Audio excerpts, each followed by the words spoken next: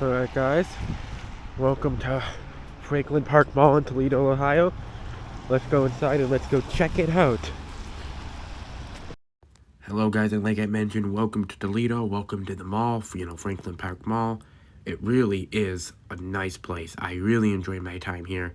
We probably spent close to 2 hours in there, and I could have spent longer. It really is a nice place, and it's very busy, which is why I really did enjoy my time. Now, the history on the mall. It was developed by the Route Company, and the mall opened on July 20th, 1971 on the former site of the Franklin Airport.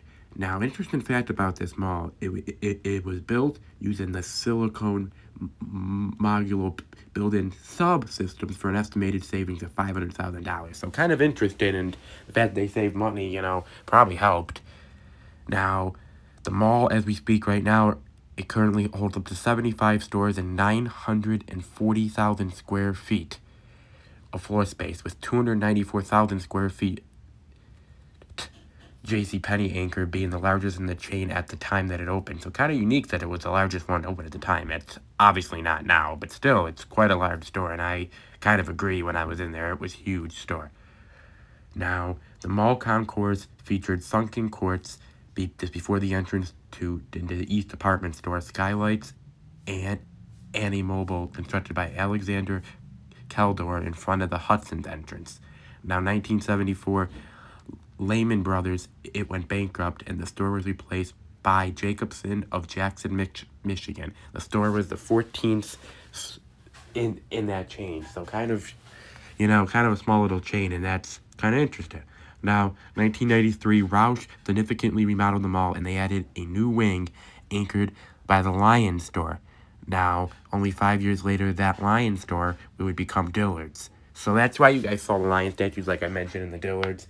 That's what it was built as, and honestly, as I mentioned before, that was the coolest, if Dillard's I've ever seen, and one of the coolest and department stores I've ever seen. It is very unique, and I could have spent hours just in that building alone, and that's why you guys saw the lion statues too, and the entrance. And I will say this too, about this mall.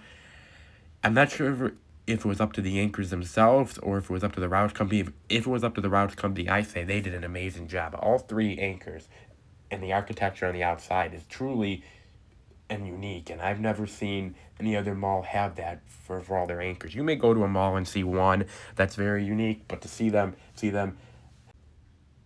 for all three of the anchors, that is very interesting, and that only added to the enjoyment of being here. Now, the next thing was in 2001, Hudson's store that was renamed to the Marshall Field's name, which if I didn't mention, guys, Hudson's, that was original to the mall, and obviously the Marshall Fields, that became Macy's in 2006, when the whole company of the Federated and May thing. Now, Westfield Group acquired the mall in the year 2002, and it renamed it to Westfield Shoppingtown Franklin Park.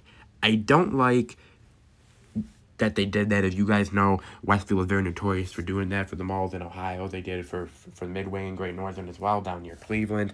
I don't know why they did that. I really don't think it was a good idea. The good news is that for all those, it was a very short-lived thing, and in June 2005, the Shoppingtown name, it was down, and it became Westfield Franklin Park, which isn't too bad.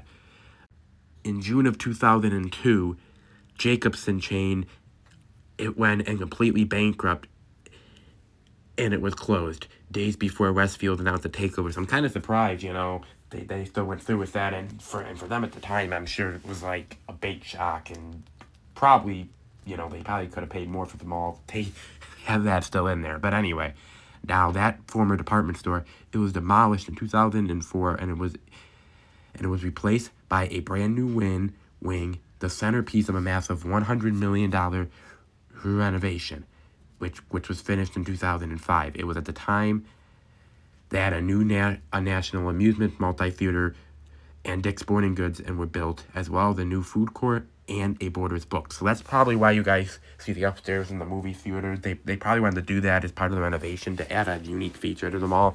And honestly, I mean, it's not too bad. I mean, it is kind of weird you have to go upstairs for the movie theater, but it's not that unheard of. If you guys know, in the Arnett Mall I've been to, that's down by me, they did a similar thing, except they also have the food court up there. So it's not completely, but, it's still different, I will say that. And like I mentioned before, the Marshall Field became Macy's as well in 2006.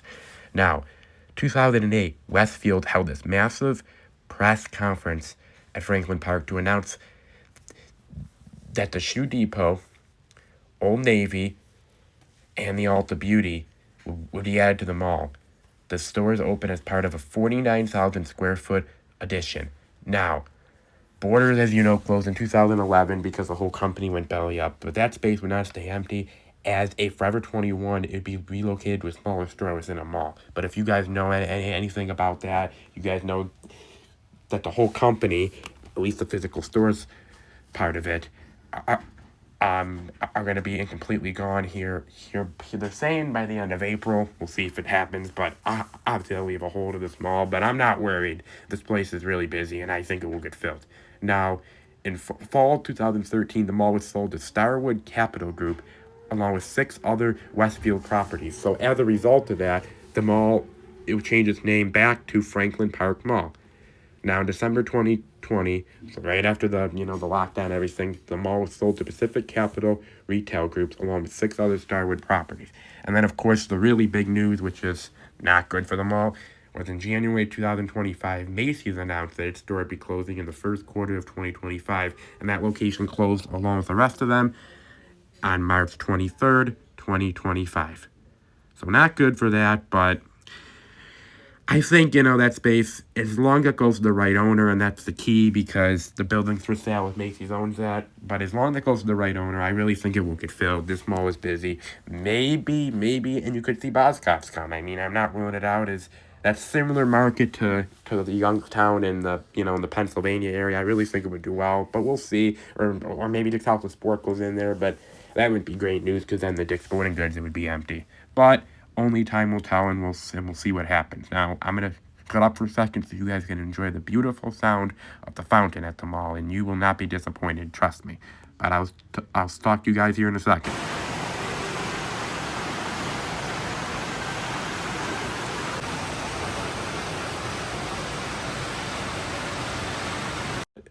But like I mentioned before, what is the future of this mall? I think it's going to be here for many years to come. This is the only one in the Toledo area, and if this one would go away, they'd have to drive all the way to either in the Detroit area or drive farther into Ohio. So I really think this will be here for a long time. When I was here, you guys have seen it was really busy, as most of the national chains that you need. I mean, a few vacancies and obviously Macy's, but I really think this will be here, and I think come 2-3 years, like I always do, you will be seeing update video if I make it back to this area. That is quite a hike for me, but I was coming home this way when I got home from my trip out to Michigan. But anyway, here, I'm going to stop blabbing a second with some music and the rest of the video. If you guys enjoy, you guys know the drill. Make sure to like, comment, as usual. Now, I will also say, too, that thank you, as I got my first ever advertisement for this video. And it wasn't like it was planned. I was just walking around, you guys will see later on, down by JCPenney, and one of the retailers in the store, a mattress store, was like, you have a camera, do you want to come in and do a shout out? And I said, sure, absolutely, and I will do that moving forward for any small business in the mall who wants to advertise, and it was really cool, so to stay tuned for that, and if you can, and support that store and support all the stores in the mall so these places can be here for many years to come so that our kids and grandkids and beyond that can enjoy the same thing that we currently are. But like I mentioned, I'm going to sign off and throw music in. I hope you guys enjoy the rest of the video, and I will talk to you guys next time. Bye-bye, guys.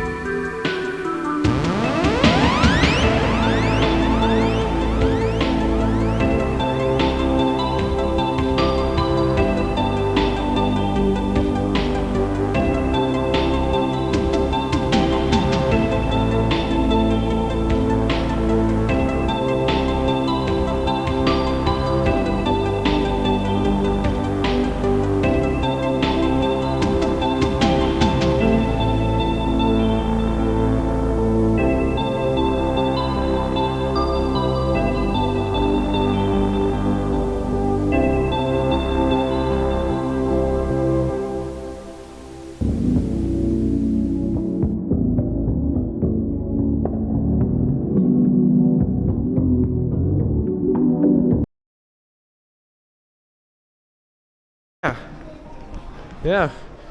I document malls, is what I do, and I like showing malls. That's what you do? Okay. Yeah, I document malls, and I was also in Macy's because that store was closing, and I wanted to document that. Okay. Yeah, this is our 5th location by Furniture Palace. We've been in business for 20 years. Oh, wow. The owner himself is local. He's about 35 years old, lives in Oregon, Ohio. Where's that? We're the largest. Oregon's about 15 minutes from here. We're the largest locally family-owned furniture store. Really? Family owned, wow. Yeah, anybody on your channel that comes in, if they ask for Isaiah at the mall, I'll give them 20% off. I have over 1,500 subscribers, so hopefully they will. Yeah, send them on in, man. And then if you actually scan this QR code with your smartphone, I'll give you